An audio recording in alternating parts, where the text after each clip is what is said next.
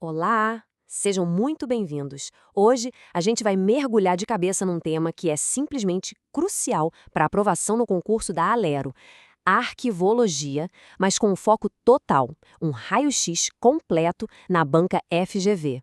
E olha, é fundamental deixar claro, todo o nosso conteúdo, cada dica, cada análise vem direto do Caderno de Estudos ESP-ASS 18. É um material estratégico preparado pelo professor doutor Marcelo Lessa. Ou seja, a gente está bebendo direto da fonte para decifrar a mente da banca. Bem, esse aqui é o nosso roteiro, o nosso mapa da aprovação. Primeiro, a gente vai ter uma visão geral. Depois, vamos fundo na organização de documentos e nas regras de descarte. Aí partimos para uma revisão super rápida, vamos desvendar questões reais da FGV e, para fechar com chave de ouro, uma mensagem do mestre. Preparados? Então vamos lá! Para começar, por que esse tema é tão importante? Simples. Porque a FGV não quer saber só a teoria decorada. Ela testa o raciocínio por trás da organização da informação pública. Dominar essa lógica significa garantir aqueles pontos preciosos que fazem toda a diferença na lista final de aprovado. E o nosso objetivo aqui não é só aprender, é dominar. É sobre entender a lógica que a FGV usa para montar as questões. Por isso, o nosso foco é cirúrgico, em 3 pilares: como organizar, como classificar e, finalmente, como decidir o destino de um documento.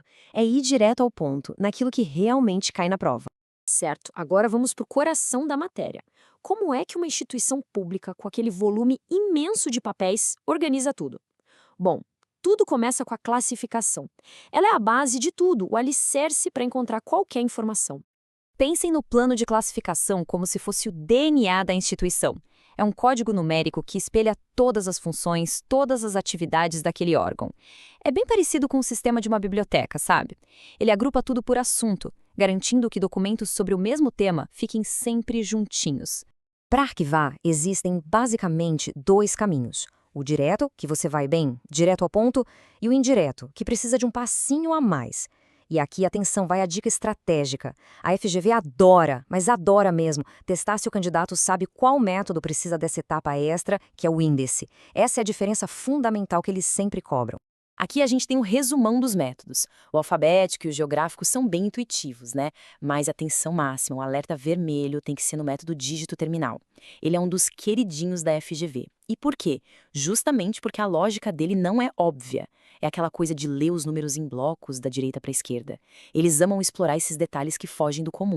E já que falamos em método alfabético, as regras são um verdadeiro campo minado nas provas da FGV.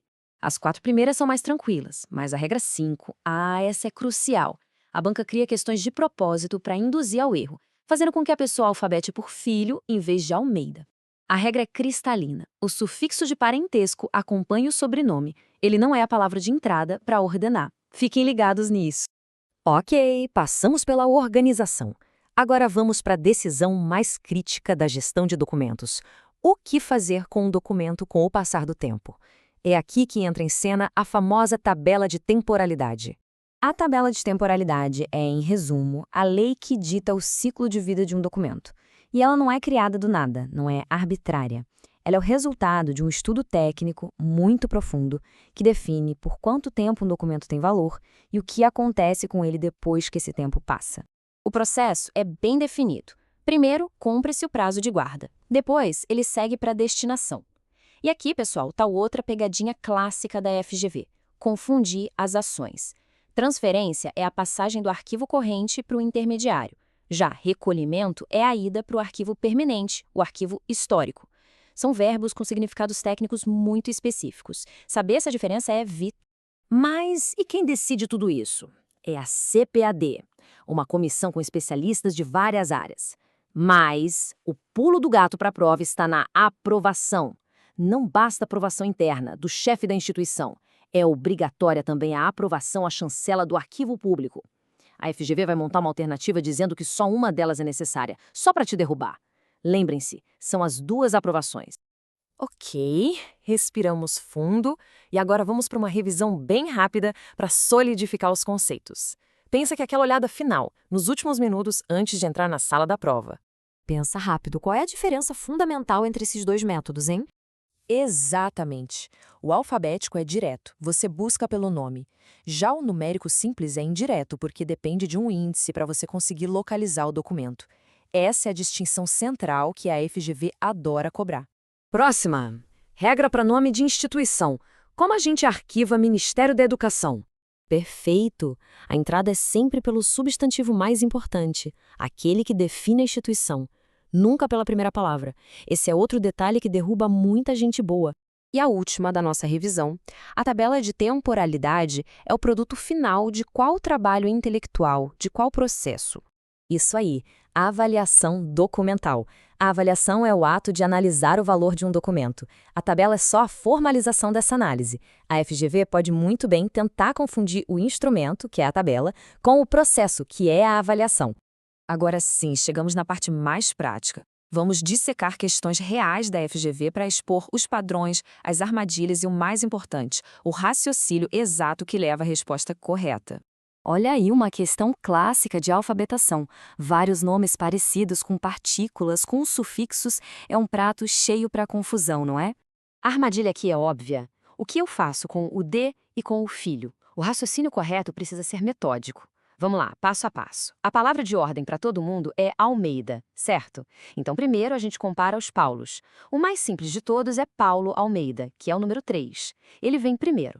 Depois vem o nome com a partícula, Paulo de Almeida, que é o número 1. Em seguida, o nome com o sufixo, que serve para diferenciar, Paulo Almeida Filho, o número 2. Por último, a gente compara o primeiro nome.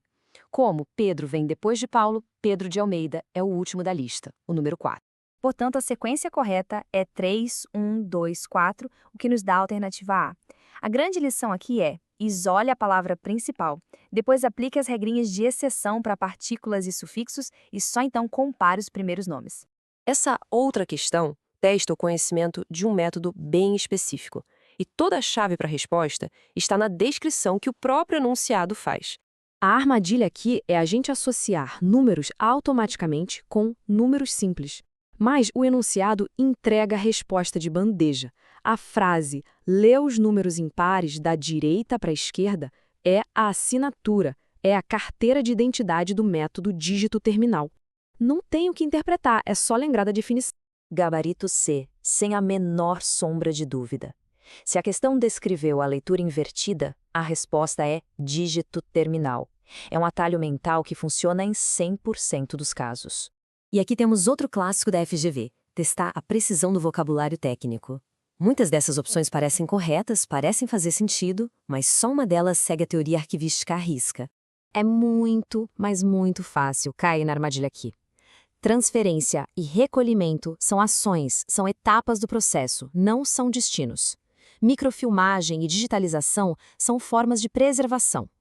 O conceito de destinação final é estritamente binário. Ou o documento é eliminado, deixa de existir, ou ele é guardado para sempre. Não existe uma terceira via. Gabarito B. O ponto crucial é esse. O destino de um documento é a sua sentença final, não uma parada no meio do caminho. É ou a morte, que é a eliminação, ou a imortalidade, que é a guarda permanente.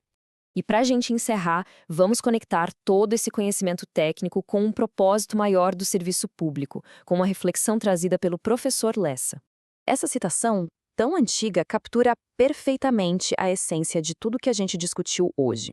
A arquivologia é, na sua essência, a ciência de saber discernir esses tempos. Exatamente. Como futuro servidor ou servidora, essa habilidade não é apenas técnica, é uma ferramenta de eficiência e, acima de tudo, de responsabilidade com a memória institucional. Afinal, organizar documentos é organizar o poder e a memória do Estado. Essa foi a nossa análise aprofundada, totalmente baseada no trabalho brilhante do professor Marcelo Lessa. A gente espera que tenha sido esclarecedora e, claro, muito estratégica para a preparação. Continuem estudando com foco, um grande abraço e até a próxima!